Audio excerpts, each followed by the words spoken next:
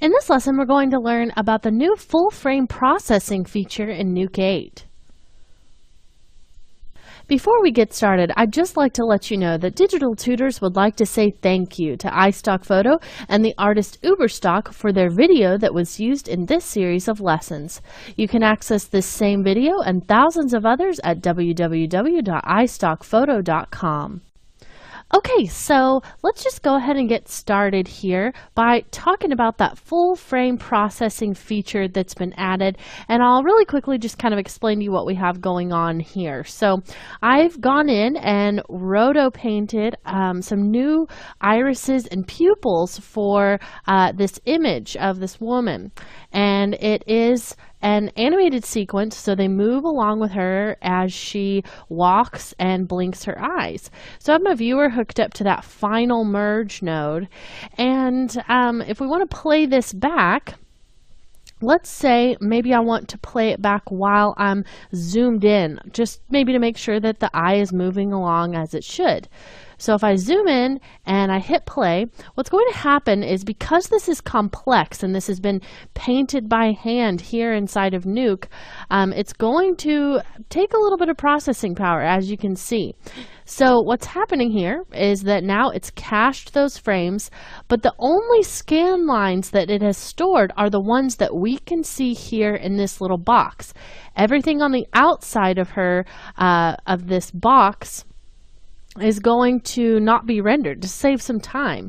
So if I zoom out while I still have my playback, you see that these frames are still cached, but these are trying to catch up, and you can see it's still sort of trying to render those.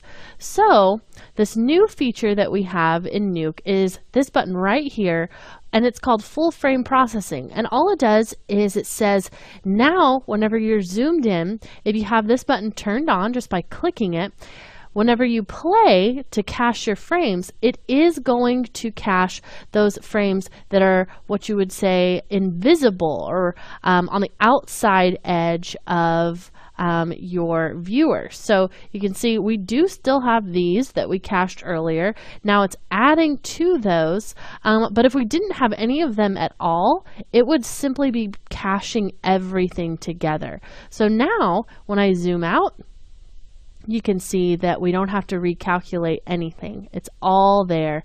I can zoom in and out all day long, and I don't have to worry about recalculating those. So it's kind of a balancing act, because it's going to save you time by having this checked on, and if you're wanting to zoom in and out, but it does take a little bit longer to render those invisible frames in the first place, which is why it's not on by default.